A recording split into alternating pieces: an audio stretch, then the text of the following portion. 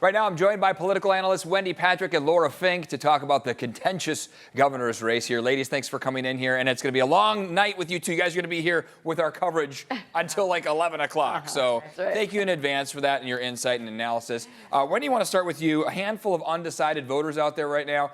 How does the Republican frontrunner Steve Hilton win over some of those remaining independents? Well, you know, he's really going to have to appeal to the same types of things any candidate would in California, because we have unique issues here. You know, we've got everything from a border to homelessness to unaffordability. You know, Steve Hilton says Californiability. But, you know, he's really looking at the same types of things all the rest of the candidates are.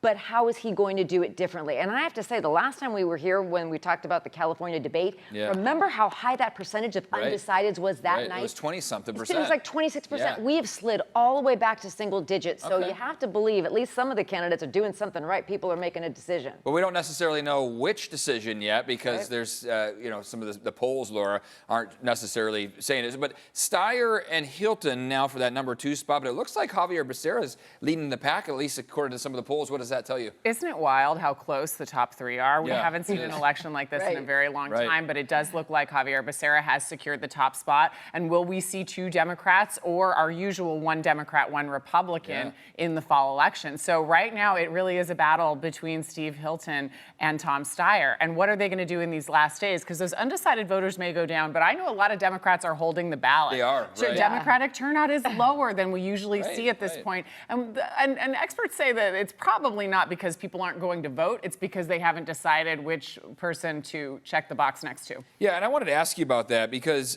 we've seen some of the folks stay out of it. Laura Newsom, Harris, Pelosi.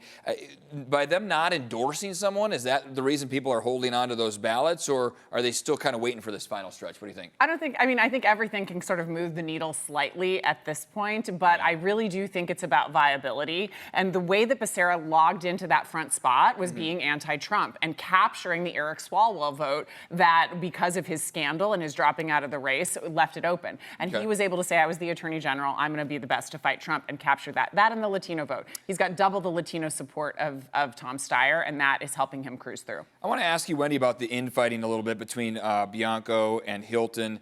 Did that lower Hilton's number a little bit? Did that hurt his chances at all? Or what's kind of your analysis on that? It could have hurt Bianca's chances. And I think debate performances matter. Now, we also have to remember the president endorsed Steve Hilton. That's true. So when you have Republicans, that's going to be huge, even though the president isn't technically on the ballot. You know, but I also have to say it was interesting, the Swalwell dropout, because I think everyone was surprised that Becerra just shot to the top of the ticket so fast. I think even Javier Becerra may have been a little bit surprised. But here's what we find about him in recent days when we're watching scandals around the country with other candidates. He is a safe choice. He may not be dramatic. He may not be a sexy candidate, but he is safe.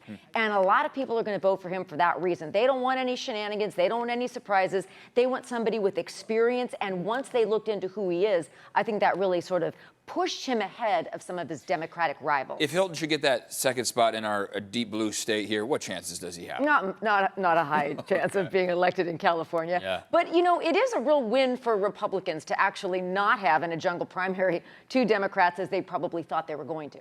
Okay, ladies, you're going to be here all day with us. What are some of the other issues you think that people are holding onto their ballots for, Wendy? You know, what is maybe some of the reasons people haven't quite gone after that one candidate yet?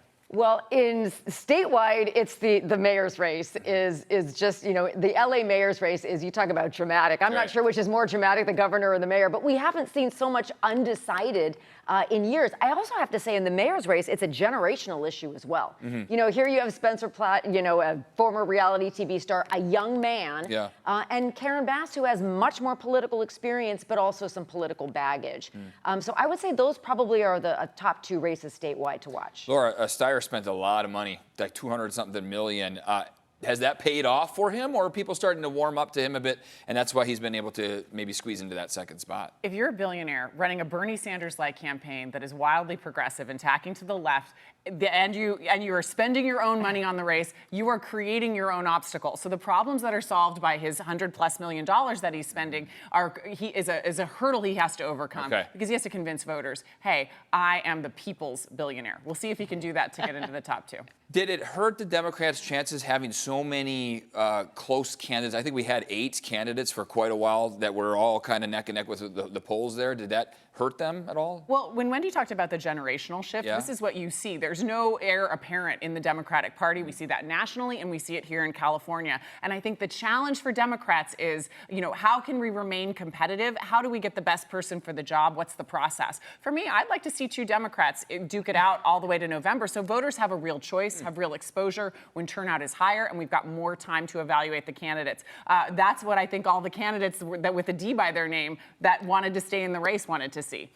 We had a soundbite from a Republican voter that said, I don't even vote because we're in such a blue state. We still got to vote, right? Whether you're Democrat, so glad you said that. I'm so glad you said that, because you got to get your civic duty we done. just, our reporting just showed that people like never before are holding on to their ballots instead of turning them in for exactly that reason. However you vote, turn in your ballot. Yeah, get that ballot in. And in a top 2 race, Republicans and conservatives could tip the election. So sure. Get out there and vote. All right, yeah, for sure. Ladies, thanks so much for coming in. We appreciate it. Where can people learn more about your backgrounds? Do you guys have a website that we can send people to? Twitter, I'm at Wendy Patrick, PhD. And I'm at Laura K. Fink at all There we go. platforms. And we'll be seeing you guys throughout the day. Thanks again for coming in.